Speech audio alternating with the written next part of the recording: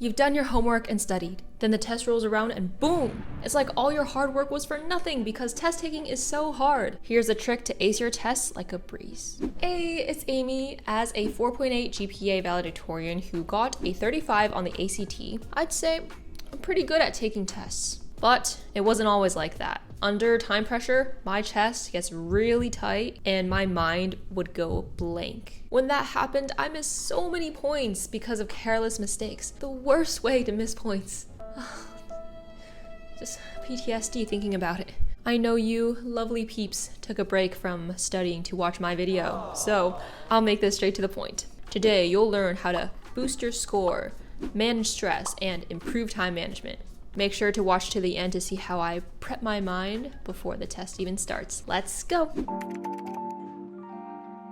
I vividly remember moments in AP chemistry when on the test I saw a question and I wasn't really sure what they were asking, or I didn't know if my answer was actually answering the question. And so the trick here is to over-deliver. The space left under the question was like this big, but I wrote tiny handwriting, squeezing into the margins just to brain dump everything possibly related to that question. And that worked for me almost every single time, because when you over deliver, you're inevitably gonna hit some points that they wanted you to. It's okay if you add extra stuff. It's just like if you shoot arrows in the dark, right? The more you shoot, some of them are gonna hit.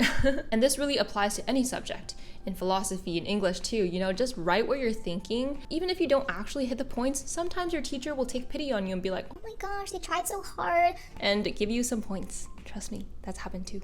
And specifically for science and math, always write your work. Even if you don't know how to get to that last answer that you circle proudly, write down the steps that you think you would take, or just BS something like I did in my physics class. And under the pressure of taking a test, sometimes it's hard to remember key concepts, even if we studied them. Granted, it's ideal to prepare so well that it's almost impossible for you to forget it. So I'm not talking about the preparation part for how to remember key concepts. This is what I do on the test itself. I try to think back to similar practice problems and how I felt in that moment. I don't know the science behind how the brain does this, but when you try to put yourself in that moment that you know you were in to review this, you somehow make a connection and something will come to you that helps you solve the problem. This will relate to the section how to manage stress as well, but sometimes you can take a step back and pretend like you're seeing this question for the very first time with a blank slate, and then pretend like you are an expert. If someone was asking you a question about this concept that you forgot, what would you tell them? What relating concepts that you do know could help you answer this question? I also like to think, what mistakes did I make before? Did I forget to convert units? Did I forget to check my sig figs in chemistry? And that will also help you not miss those easy points. Finally, how I think about multiple choice to maximize my score is, what answer would I bet my life on? It sounds extreme, but trust me, it works. I tell my students this and it works. First of all, we need to understand that some stress is good. Life is not about having a stress-free time on this earth. We need something to make us care a little bit. On the test, we need a good balance of a little bit of stress and feeling positive. You make better decisions when you're calm and not in a rush. So what I like to do is give myself positive self-talk. I think about the accomplishments or things that I struggled through and ultimately overcame before. And I tell myself, if you've done that before, you can get through this difficulty in this moment. It's all about kind of psychologically tricking yourself, just really believing in your ability to get through it. If that doesn't help, also remember that these small moments, these tests, aren't going to make or break your whole life. Just do your best and be satisfied with the fact that you already tried your best before the test. If you believe in the manifestation stuff, like they talk about on the internet these days, well, you can also manifest that you are a brilliant test taker, and then you'll feel better. Another tip I like to do is to approach the test like it's a fun challenge. Think back to why tests even exist in the first place. It's to test your understanding and how well you actually know the material. It's a game of how high you can score because games have a fun element of stress, just enough of a challenge such that you will still try and perform well. If I do get really nervous when I see a problem and I'm like, wow, I really don't know this, and I start feeling that sinking feeling in my stomach, I will take a deep breath, try to clear my head, and then read the problem again as if it's the very first time I'm looking at it. Oftentimes on this blank slate, something new might come to me and I'll be able to extract from my brain reasonably what the answer might be. I don't know if you guys are superstitious, but I am a little bit. I'm not superstitious, but I am a little stitious. Because I think, if wearing this thing or eating this thing might help me, then why not? I like to give myself a bit of luck before big events or tests. For example, this is a Year of the Tiger Zodiac t-shirt that I actually designed with my tennis partner from high school. And red is a lucky color. This is my Chinese zodiac. It's weird, I just touched my boob. And you can actually find this along with my other designs in the link in the description. I would love you guys to match with me. I think it would be so cute and fun that you have a piece of what I created, like a tangible piece of our community. So please check out the amazing designs. We worked really hard on them and they're so beautiful, and I really am trying to embrace my heritage a lot more, hence the Chinese characters. And some of you guys already have been sending me pictures of what you wore, so please, if you do end up deciding to buy a t-shirt or a sticker or a mug, then please send me a picture via email or a DM. I would love to see you wear what I designed. And of course, because we're part of the Acing Life squad, then I'm sure this will bring you a lot of good luck on your test as well. You'll be taking your exam and then seeing the red out of the corner of your eye and be like, oh yeah, I'm part of the A team. So that's why I'm gonna ace this test.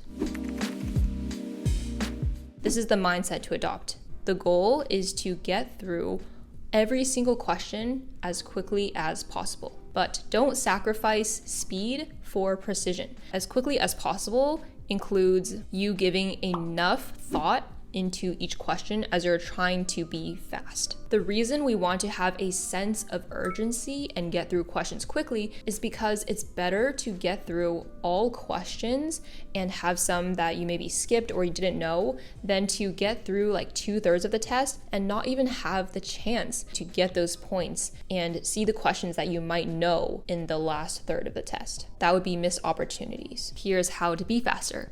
On multiple choice, when you get to a question, read the question stem first and then glance through the answer options, because the answer options will inform you like a shortcut about the direction you need to go in the first place. For example, in math, if all the answer options are in fractions, then you know you don't have to waste time converting things into decimals. Also, sometimes the answer options are in an unsimplified format. So again, you don't have to take that extra step and go simplify your final answer. In English or philosophy or history types of multiple choice questions, reading the potential answer options will make you have a better understanding to target what the answer might be when you go back and read the full question again. It's like giving yourself a hint or a sneak peek to know what to expect. Then you know the direction to already start thinking in before you put full effort into the question. The moment you feel stuck, instead of spending forever trying to get it, what I do is that I will make a kind of guess or write as much as I know,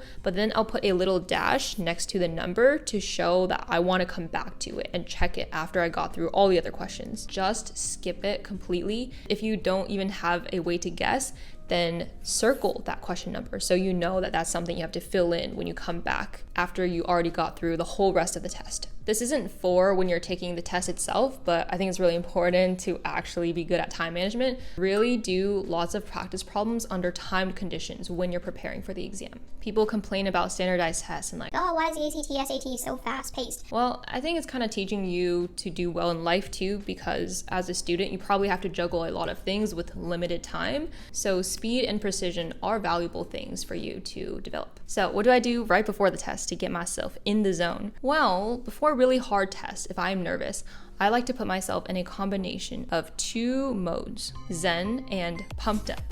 I know they sound like they contradict each other. For Zen, I have no phone. I cut out absolutely anything that could stress me out or get my mind unfocused. You know, social media, sometimes you see a picture and very subconsciously you might feel bad about yourself, or you might get jealous, or you might think anything that is not constructive to you doing well on the test. Don't let those notifications even happen. Put yourself in a full mode of focus. Sometimes I like going on a walk before, look outside a window, talk to a friend and laugh, or stretch. And to get pumped up, I like listening to confidence boosting music.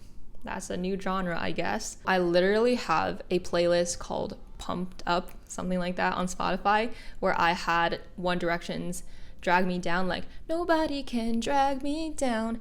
And I'll be like, yeah, nothing can drag me down. It helps, guys. It really helps.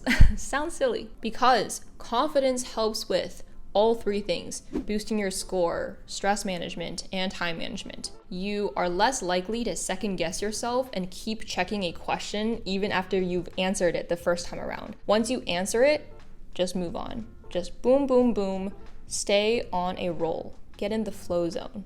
Be in deep work. All of these terms. Wishing you the best, and remember, whatever happens, if you tried your best, there are no regrets. You won't even need luck if you've been following my other study tips that made you a star student throughout the semester. But a little luck never hurt nobody, so remember to check out my designs in the link in the description, and I can't wait to see you guys wear them. Happy holidays, and I love you all. Peace. Oh, and also help each other. Remember, we're a happy family, guys. So share your own test taking techniques down in the comments. Help each other last minute, and yeah, bye. I know you lovely peeps took a break from studying to watch my video, but I'll okay.